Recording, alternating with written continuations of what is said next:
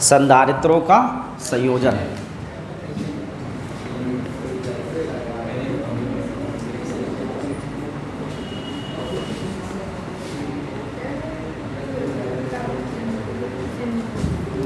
Combination of capacitors.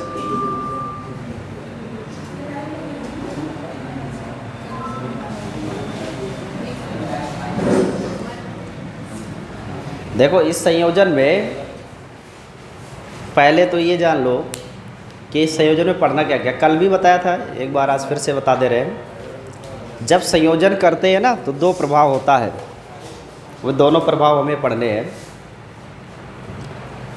दो संधारित्रों को जोड़ा जाता है, या दो से ज़्यादा भी संधारित्र हो सकते हैं, 3 संधारित्र, 4 संधारित्र।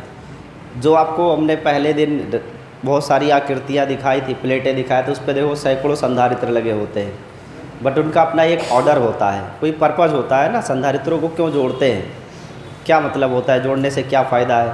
तो उसका 2 उत्तर है। एक उत्तर ये है कि हम संधारित्रों को इसलिए जोड़ते हैं, पहला केस, जिससे कि हमें अपेक्षित धारिता का मान प्राप्त हो जाए।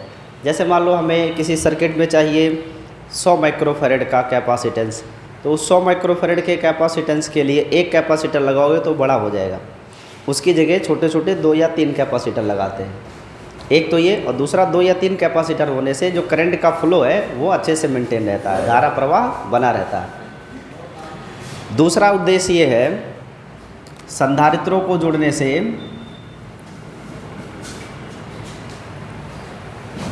यहाँ पे सीट है, ले जाओ ये।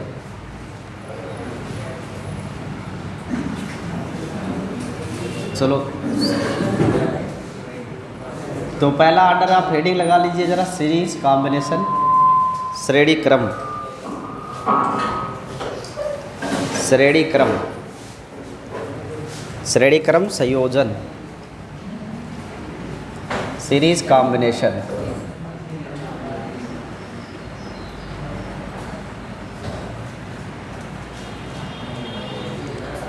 यहाँ से आपके बोर्ड एग्जाम में इस टॉपिक का प्रश्न नहीं आता है, ठीक है। श्रेणी क्रम संयोजन का फॉर्मूला क्या है वो सब नहीं आता है, लेकिन इसमें एक क्वेश्चन है एनसीईआरटी में कि मान लो 25-25 माइक्रोफैरड के 25-25 माइक्रोफैरड के अगर 2 संधारित्र है तो उन संधारित्रों से अधिकतम धारिता कब प्राप्त की जा सकती है और न्यूनतम धारिता कब प्राप्त की जा सकती है। ये 2 ऑर्डर है, एक प्रश्न के 2 भाग है, इन्हें पढ़ना है। ये ऐसा क्यों हो रहा है आज? श्रेणी क्रम में कैसे जोड़ते हैं, ध्यान से चित्र को समझिएगा, कुछ भी लिखना नहीं है, जो मैं लिखूंगा वही आप लिखोगे, ठीक है।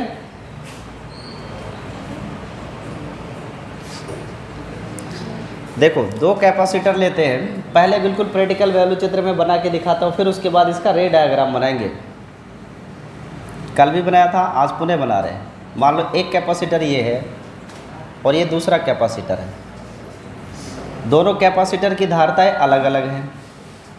पहले का वोल्टेज V1, धारिता C1 और आवेश Q1, दूसरे कैपेसिटर का वोल्टेज V2, धारिता C2 और आवेश Q2 है।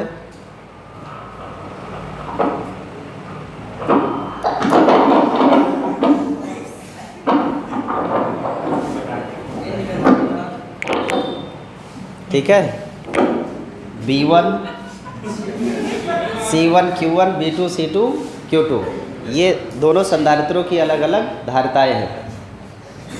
संधारित्र में 2 टर्मिनल होते हैं, एक पॉजिटिव और एक नेगेटिव, जिन्हें इलेक्ट्रोड कहते हैं। केमिस्ट्री में ज़्यादातर इलेक्ट्रोड शब्द का प्रयोग करते हैं, और यहाँ फिजिक्स में टर्मिनल, एक पॉजिटिव टर्मिनल है और एक नेगेटिव। हमें इन्हें जोड़ना है किस क्रम में? श्रेणी। तो श्रेणी क्रम में कब माना जाएगा? जब नेगेटिव टर्मिनल को पॉजिटिव से जोड़ दिया जाए बाय अ कंडक्टिंग वायर। एक चालक तार से हमने ऋण को किससे जोड़ा? धन से, और जो धन वाला है उसको किससे जोड़ेंगे? ऋण से जोड़ेंगे। धन वाला ज़्यादातर रेड कलर का ही होता है। इसको कॉयल मत समझ लेना, ये वायर है, ये कंडक्टिंग वायर है।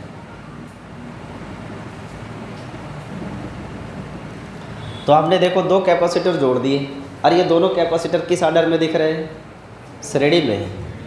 अब यहाँ पॉजिटिव से एक वायर अलग होगा, पॉजिटिव टर्मिनल का काम करेगा, और एक नेगेटिव से अलग करेंगे, नेगेटिव का काम करेगा, और इसे जिस परिपथ में हमें जोड़ना है वहाँ परिपथ में जोड़ देंगे तो अपेक्षित परिणाम हमें प्राप्त हो जाएगा।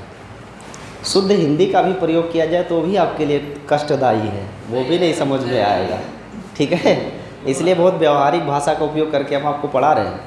ऐसा मत समझिएगा कि लैंग्वेज ही टूटी फूटी है, बहुत बेटर नॉलेज है हमको हिंदी का, लेकिन प्रयोग नहीं करते। ये दो कैपेसिटर जोड़े गए किस क्रम में? श्रेणी क्रम में। चित्र दिख रहा है, ये बिल्कुल प्रैक्टिकल नॉलेज है। अब इसको रे डायग्राम में कैसे बनाते हैं? अगर यही चीज़ रे डायग्राम में बनाते हैं तो कैपेसिटर का सिंबल ये है, दो पैरेलल प्लेटें खींच दी गई है और एक प्लेट पॉजिटिव, दूसरी प्लेट नेगेटिव। इसी के ठीक सामने एक पॉजिटिव प्लेट है और एक नेगेटिव प्लेट है, इन्हें आपस में जोड़ दिया गया। तो देखो नेगेटिव प्लेट को पॉजिटिव प्लेट से जोड़ा गया है, नेगेटिव प्लेट को पॉजिटिव प्लेट से जोड़ा गया है। तो ये कॉम्बिनेशन कौन सा हुआ? श्रेणी हुआ, यस, श्रेणी क्रम। और कैपेसिटर को केवल जोड़ने से काम थोड़ी ना चलेगा, इसको चार्ज भी तो करना होगा, तो सेल या बैटरी भी लगानी होगी, और हाँ सदा के लिए चार्ज थोड़ी ना करना है, चार्जिंग बंद भी करना होगा, तो कुंजी भी लगाना होगा। तो यहाँ पे ये की हो गया और ये सेल हो गया, ये पहला कैपेसिटर है और ये दूसरा कैपेसिटर। श्रेणी क्रम में अगर जोड़ा गया होगा तो सेल से जो करंट यहाँ से पास आउट होगी वही करंट पहले कैपेसिटर में से इंटर करेगी, निकल के दूसरे में जाएगी, और ये आगे फिर वापस इस सेल के नेगेटिव टर्मिनल तक आ जाएगी। कुल मिलाकर इतनी सी बात समझो कि श्रेणी क्रम में अगर हम रेजिस्टेंस जोड़े यानी रेजिस्टार्स जोड़ते हो या फिर कैपेसिटर, चाहे संधारित्र जोड़ो चाहे आप प्रतिरोध जोड़ो, श्रेणी क्रम में जब भी जोड़ोगे धारा का मान समान होगा। क्यों? क्योंकि श्रेणी क्रम में एक ही वायर से सब जुड़े होते हैं, तो धारा को अन्य मार्ग मिलता नहीं है, तो धारा एक ही मार्ग से होकर के प्रवाहित होती है। इसीलिए हर एक कंपोनेंट में करंट की वैल्यू क्या होगी? सेम, लेकिन वोल्टेज अलग अलग होगा। करंट तो समान है पर वोल्टेज क्या होगा? अलग। मान लिया पहले का वोल्टेज V1 और दूसरे का वोल्टेज क्या है, और जो सेल यूज़ किया गया था उसका वोल्टेज क्या है? V है। तो जो सेल हमने यूज़ किया था उसका वोल्टेज V है। यही वोल्टेज तो दो पार्ट में टूटा है, V1 और V2। कुछ वोल्टेज चला गया कैपेसिटर C1 पर और कुछ वोल्टेज चला गया कैपेसिटर, और दोनों संधारित्रों में धारा का मान क्या है? अगर धारा का मान समान है तो फिर इन पर आवेश की मात्रा क्या होगी? आवेश की मात्रा भी तो समान होगी। तो मान लिया आवेश पहले पर Q है और दूसरे पर भी आवेश क्या है? Q। यस, हमें इस चित्र से ज्ञात क्या करना है? परिणामी धारिता। क्या ज्ञात करना है अभी? परिणामी धारिता, यानी जब दो कैपेसिटर एक साथ जोड़े जाएंगे तो परिणाम में कितनी धारिता हमें प्राप्त होगी। तो जो परिणामी धारिता है वो ज्ञात करेंगे कैसे? देखो, हमें पता है कि C बराबर होता है Q/V। यहाँ से अगर हम B की वैल्यू ज्ञात करना चाहें तो उसे लिख सकते हैं Q/C। कोई डाउट तो नहीं इसमें? अब अगर हम पहले कैपेसिटर को लेते हैं तो पहले कैपेसिटर के लिए वोल्टेज क्या लिखेंगे? V1। पहले कैपेसिटर का वोल्टेज क्या है? V1, और इसकी धारिता क्या है? C1। आवेश क्या है? Q, तो हो जाएगा Q/C1। और दूसरे कैपेसिटर का वोल्टेज Q/C2, क्योंकि दूसरे कैपेसिटर के लिए धारिता है C2, हो जाएगा Q/C2। बट हमें पता है कि जो ये विभवांतर उत्पन्न हुआ है V1 V2 वो कहाँ से आया है? सेल से ही तो आया है। तो जो नेट वोल्टेज है वो एक्चुअल में V1 और V2 के योग के क्या होगा? बराबर होगा। नेट वोल्टेज सेल का वोल्टेज होता है ना, तो सेल का वोल्टेज क्या लिखेंगे? Q/C। तो जब C लिखोगे तो C तुम आपको नेट वैल्यू लिखनी पड़ेगी ना, कैपेसिटेंस की नेट वैल्यू, अर्थात परिणामी कितना है। और V1 की जगह क्या लिखोगे? Q/C1, और V2 की जगह Q/C2। तो Q/C net is equal to, इन दोनों में Q कॉमन है, क्या बच रहा है? 1/C1 प्लस 1/C2, तो Q से Q, तो 1/C नेट वैल्यू क्या आ जाएगी 1/C1 प्लस 1/C2।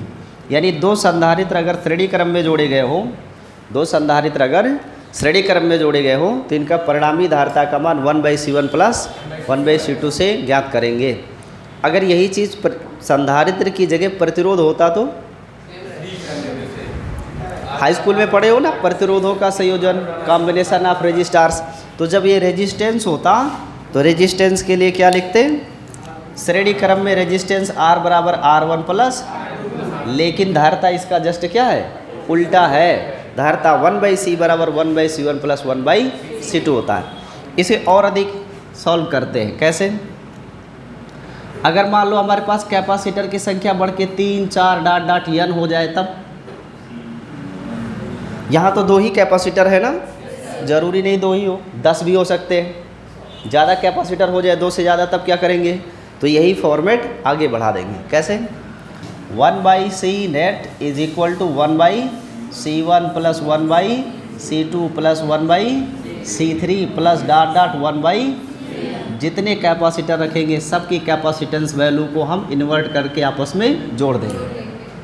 इन्वर्ट का मतलब व्युत्क्रम, उल्टा करके इन्हें आपस में जोड़ दिया जाएगा।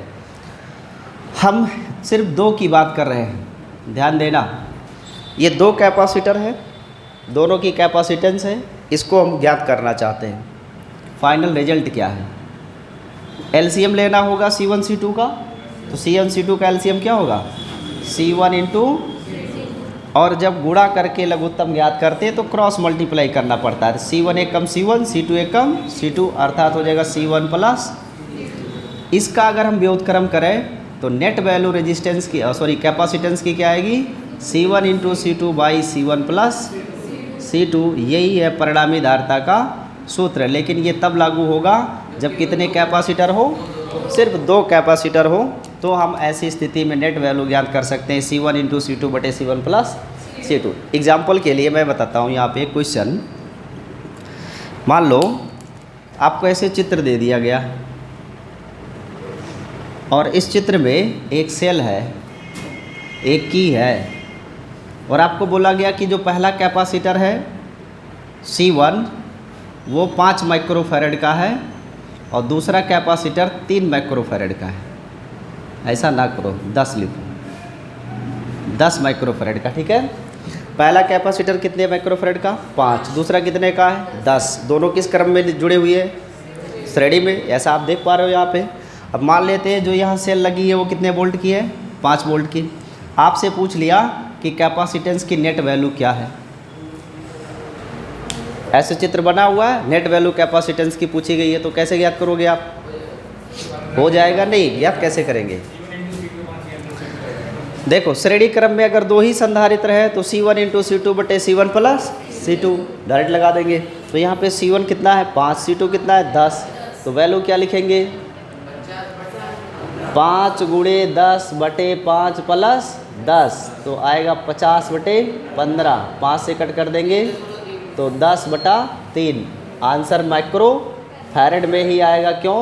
क्योंकि प्रश्न में दोनों कैपेसिटेंस की वैल्यू कितनी दी गई है, माइक्रो फैरड में ही दी गई है, तो आंसर भी किस में आएगा, माइक्रो फैरड।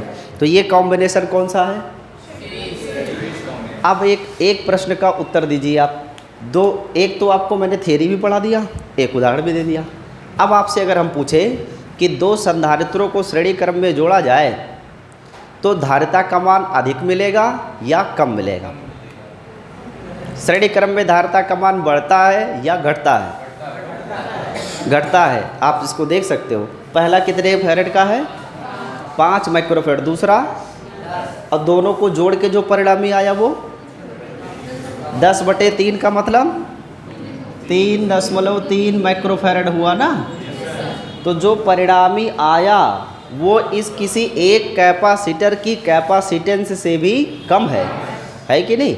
एक कैपेसिटर की वैल्यू अकेले इस परिणामी से ज़्यादा है। इसका मतलब कि अगर सीरीज कॉम्बिनेशन में कई कैपेसिटर जोड़े गए हैं तो उनकी नेट वैल्यू हमेशा क्या होगी, घटेगी। तो अगर आपसे क्वेश्चन पूछा जाए कि संधारित्रों को या संधारित्रों की धारिता का मान न्यूनतम प्राप्त करने के लिए उन्हें किस क्रम में जोड़ना चाहिए, श्रेणी क्रम में जोड़ना चाहिए। बात स्पष्ट है? कोई संदेह? और ये समझ में आया? इसमें एक बात और समझ के रखो, जब इस तरीके से नेगेटिव पॉजिटिव को जोड़ोगे ना तो हीट जनरेट होगी, ऊष्मा उत्पन्न होगी, उससे ऊर्जा का ह्रास होगा, तो दोनों कैपेसिटर की कुछ ऊर्जा नष्ट हो जाएगी। वो ऊर्जा जो नष्ट होती है, जितना आवेश ट्रांसफ़र होता है, ये वो अगले स्टेप में ज्ञात करेंगे। पहले इसे नोट कर लीजिए। की लगाते हैं जिससे हम सर्किट को ऑन ऑफ कर सके भाई। अब स्विच, अब पंखा लगा दिया, पंखे का स्विच नहीं लगाओगे तो पंखा 24/7 चलता ही रहेगा ना, फिर आवश्यकता अनुसार हम उसे रोक नहीं सकते, इसीलिए की लगाते हैं। हिंदी में समांतर, संस्कृत में ही बोला जाता है पार्श्व। आप जो हिंदी पढ़ते हो वो हिंदी नहीं है, हिंदी एक्चुअली क्या है? संस्कृत है। कुछ ज़्यादा विकृत हो गए हैं शब्द और कुछ शब्द वैसे हैं, मूल संस्कृत के शब्द हैं। जैसे हम बोलते हैं चंद्रमा, तो ये मूल संस्कृत शब्द है, तो चंद्रमा चंद्रमा ये वो हिंदी नहीं। हिंदी इज अ बिगड़ी हुई भाषा।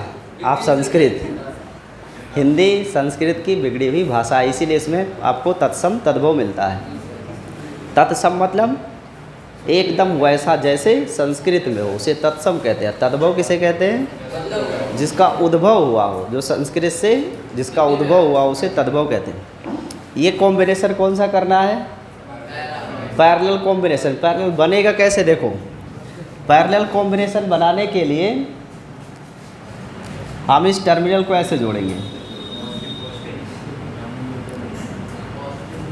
जो पॉजिटिव टर्मिनल है उसे पॉजिटिव से जोड़ेंगे और जो नेगेटिव होगा उसे, यानी सभी पॉजिटिव को एक जगह कंबाइन कर लेंगे लाके ऐसे।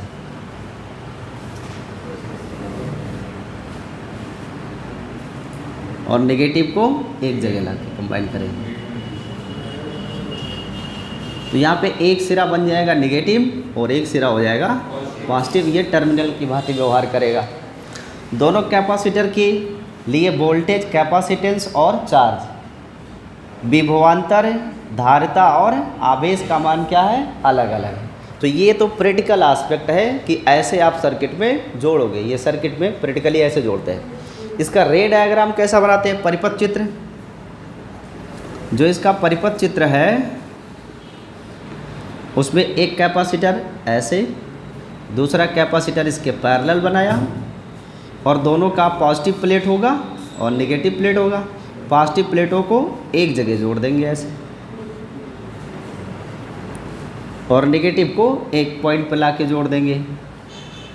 तो यहाँ पे हमको दो टर्मिनल मिल जाएगा। फिर इन टर्मिनल्स को सेल से जोड़ देंगे और एक यहाँ पे की लगाना है, जिससे आवश्यकता अनुसार सर्किट को ऑन ऑफ किया जा सके। ये जो आप डायग्राम देख रहे हो इसे कहते हैं परिपथ चित्र, और ये क्या है? प्रैक्टिकल चित्र है। इसमें माइक्रोफैरड लिखा होता है, ऐसे mu F 10 mu F 5 mu F जितने का होगा सो लिखा रहेगा। C1 कैपेसिटेंस, दूसरे का कैपेसिटेंस वैल्यू क्या है? C2।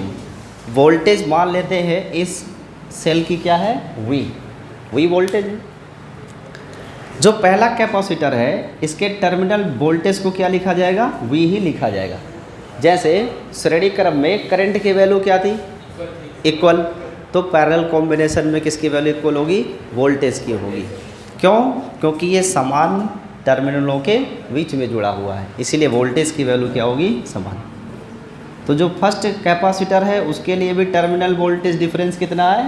V, और सेकंड कैपेसिटर के लिए भी टर्मिनल वोल्टेज वैल्यू क्या है? V है। बट करंट की वैल्यू अलग अलग हुई। कैसे?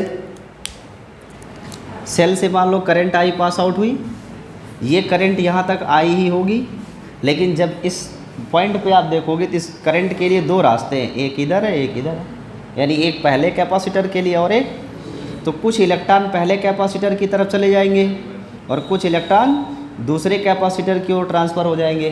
तो इस तरीके से करंट कितने भागों में बढ़ जाएगी?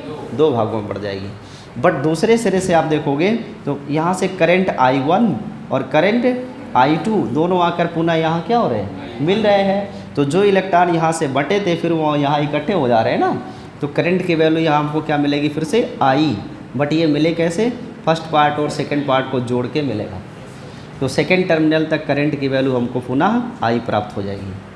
क्या आपको ये बात समझ में आई है? तो पैरेलल कॉम्बिनेशन में क्या कॉमन है भाई? वोल्टेज, जबकि करंट की वैल्यू अलग अलग है। ये जो यहाँ लिखा हुआ है net value of current is equal to I1 plus I2, इसे कहते हैं किरचॉफ का नियम, किरचॉफ्स लॉ, किरचॉफ का नियम। भागो भागो पुलिस, किरचॉफ का नियम, ठीक है। ये किरचॉफ का नियम है, आगे आपको करंट में पढ़ाएंगे कि किरचॉफ का नियम क्या है, उसके दो रूल्स हैं, उन्हें हम पढ़ेंगे। अब इसे पुनः हम फॉर्मूले पे ले चलते हैं। फॉर्मूला क्या था कि कैपेसिटेंस C बराबर होता है Q by V, capacitance C बराबर होता है Q बाई V। तो यहाँ से Q की वैल्यू क्या आएगी? Q की वैल्यू होगी CB। तो अगर दोनों कैपेसिटर के लिए करंट की वैल्यू अलग अलग है तो फिर चार्ज की वैल्यू भी तो अलग अलग होगी, क्योंकि करंट का रिलेशन किससे है? चार्ज से है। Rate of flow of charge is known as current. तो पहले कैपेसिटर का चार्ज Q1 बराबर क्या लिखेंगे? C1V। दूसरे कैपेसिटर का चार्ज Q2 बराबर क्या लिखोगे? C2V। बट जो नेट चार्ज है वो नेट चार्ज क्या होगा? Q1 प्लस, क्योंकि सेल में जो चार्ज है वही चार्ज तो दोनों कैपेसिटर पर डिस्ट्रीब्यूट हुआ है। सेल के अंदर जो आवेश हैं वही आवेश पहले संधारित्र और दूसरे संधारित्र पर वितरित हुई है। तो नेट चार्ज की वैल्यू जो होगी वो दोनों चार्जेस के इक्वल होगी, जोड़ने पर प्राप्त हो जाएगा। Q नेट की वैल्यू क्या लिखेंगे? CB, अर्थात C net into V। Q1 की जगह क्या लिखोगे? C1V और Q2 की जगह C2V। तो इसमें कॉमन क्या है? V। तो C नेट इंटू V और V कॉमन हो गया, क्या बच रहा है? सिर्फ C1 प्लस। तो V से V कैंसिल हो गया, नेट वैल्यू क्या आ रही है? C1 plus. यानी दो कैपेसिटर अगर पैरेलल कॉम्बिनेशन में है, समांतर क्रम में है, तो उनकी धारिता उन दोनों की धारिताओं के योग के बराबर होती है। अब ज़रूरी नहीं है कि कैपेसिटर दो ही हो, 10-20 भी हो सकते हैं। तो हम मान लेते हैं n कैपेसिटर है। तो अगर n कैपेसिटर होंगे, फॉर n कैपेसिटर्स, n संधारित्र हो जाएंगे, तो जो नेट वैल्यू ऑफ कैपेसिटेंस आएगी वो उन सभी की धारिताओं के योग के बराबर होगी। C1 plus C2 plus C3 plus dot dot Cn, ऐसे ज्ञात करोगे। इसमें एक उदाहरण लेते हैं कि मान लो C1 की वैल्यू 5 माइक्रोफैरड है और C2 की वैल्यू 10 माइक्रोफैरड है और एक किस कॉम्बिनेशन में है? पैरेलल है, पार्श्व क्रम में जोड़े गए हैं। तो नेट कैपेसिटेंस की वैल्यू क्या होगी? कितना होगा? 15। बहुत सिंपल है, समांतर क्रम में जोड़े हैं तो net value C1 plus C2। तो पहला का अगर 5 माइक्रोफैरड, दूसरा 10 माइक्रोफैरड है, तो नेट वैल्यू कितनी होगी? 10 प्लस 5 बराबर 15 माइक्रोफैरड। तो जो नेट वैल्यू है वो हो जाएगी C1 प्लस C2, यानी 5 प्लस 10 बराबर 15 माइक्रोफैरड। ये आंसर हो गया। क्या आपको पैरेलल कॉम्बिनेशन समझ में आया? इस लास्ट परिणाम को देख के आपको क्या ज्ञान मिलता है?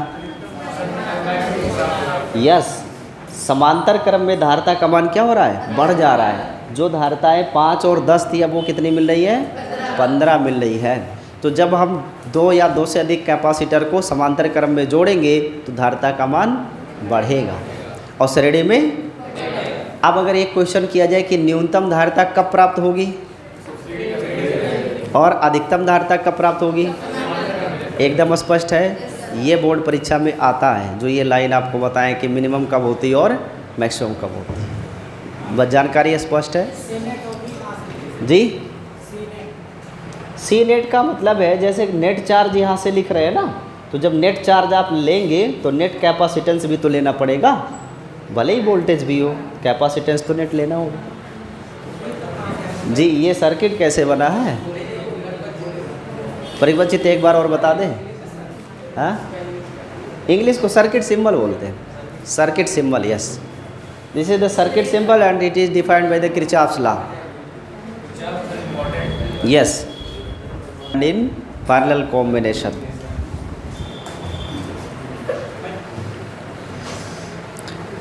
इसे नोट कर लिए, सबको बात समझ में आई है ना? देखो समांतर क्रम में कौन सी राशि स्थिर रहेगी? जब समांतर क्रम में जोड़ेंगे तो संधारित्रों के लिए जो विभवांतर है वो स्थिर रहेगा।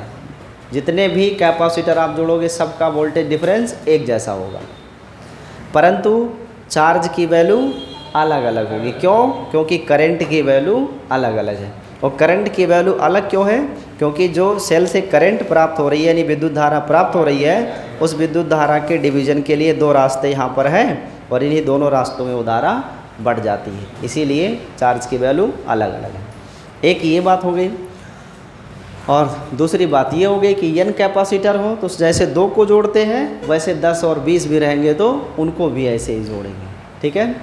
और उसके बाद में लास्ट लाइन आपने क्या लिखना है कि समांतर क्रम में परिणामी धारिता का मान अधिकतम होता है। ये हो गया।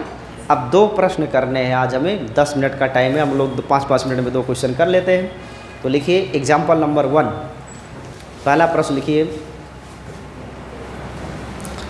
2 संधारित्र 2 कैपेसिटर्स हैव द कैपेसिटेंस, 2 संधारित्र जिनकी धारिताएं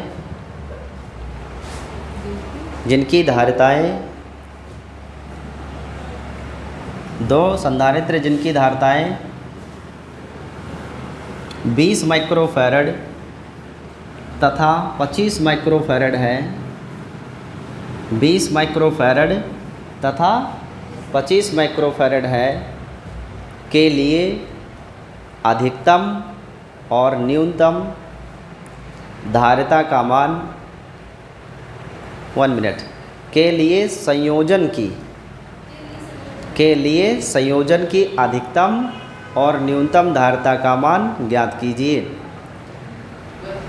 हाँ, के लिए अधिकतम और न्यूनतम धारिता का मान ज्ञात कीजिए। 2 capacitor have a capacitance of 20 microfarad and 25 microfarad. Find the maximum and minimum value of capacitance in the combination. Solve करिए। अधिकतम कब मिलेगा? अधिकतम 45 होगा। किस क्रम में? समांतर में होगा ना। तो अगर आपसे पूछा गया मैक्सिमम कितना होगा तो सीधे लिखोगे C1 प्लस C2। कौन सा कॉम्बिनेशन? पैरेलल। और पहले वाले की धारिता कितनी है? 20 माइक्रोफैरड और दूसरे की है 25, तो जोड़ने पे कितना आएगा टोटल? 45 माइक्रोफैरड। ये आंसर हो गया। तो अगर आपको मैक्सिमम कैपेसिटी चाहिए तो ऐसी स्थिति में हमें दोनों कैपेसिटर को पैरेलल जोड़ना होगा, ठीक है।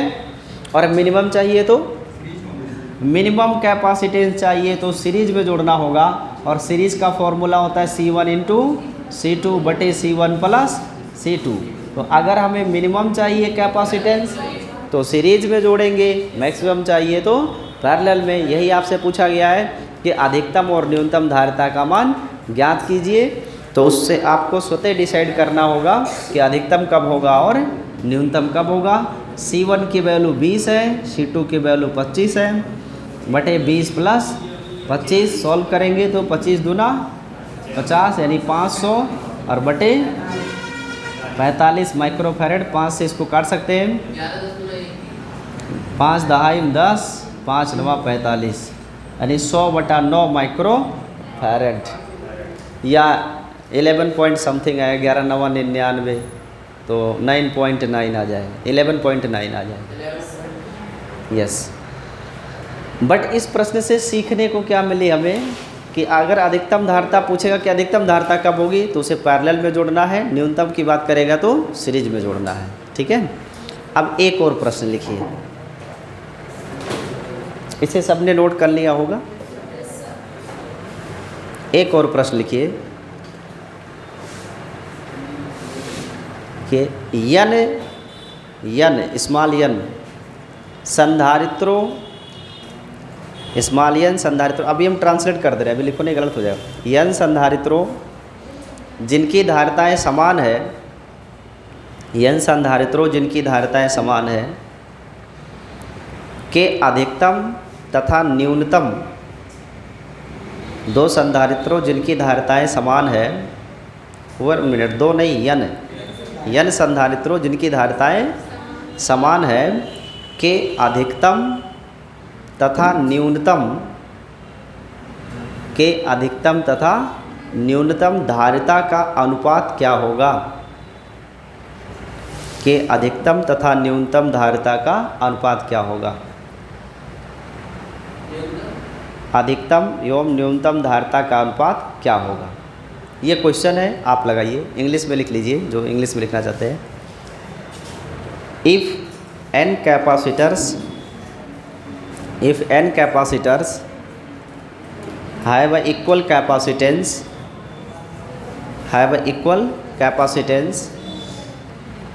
if n capacitors have equal capacitance, then find the ratio of their maximum and minimum capacitance. Then find the ratio of maximum and minimum capacitance.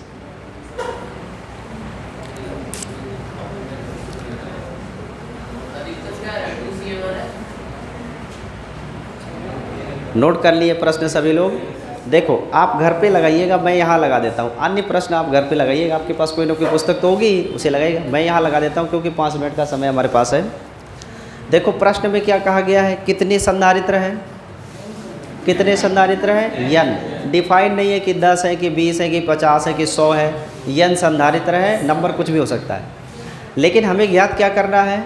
इनकी अधिकतम और न्यूनतम धारिता का अनुपात ज्ञात करना है।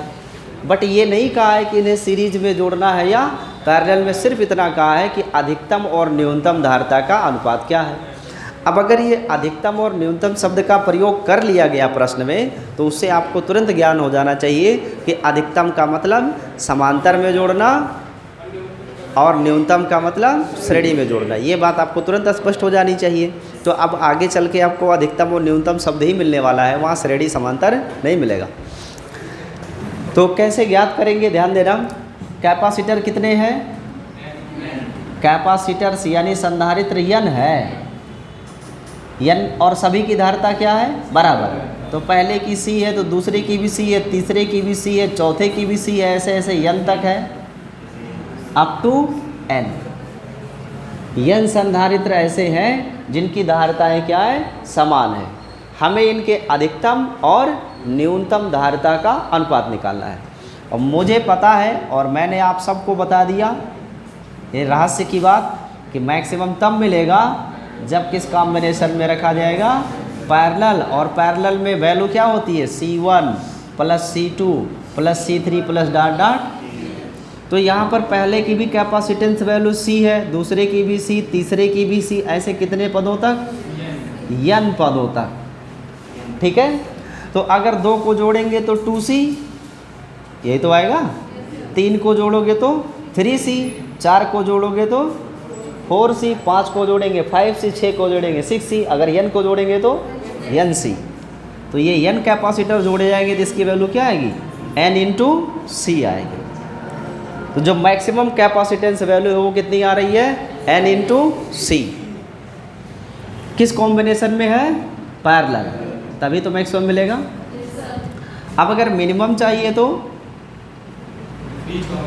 मिनिमम के लिए हमें कौन सा कॉम्बिनेशन यूज़ करना होगा? सीरीज। और सीरीज की वैल्यू होती है 1/C 1 प्लस 1/C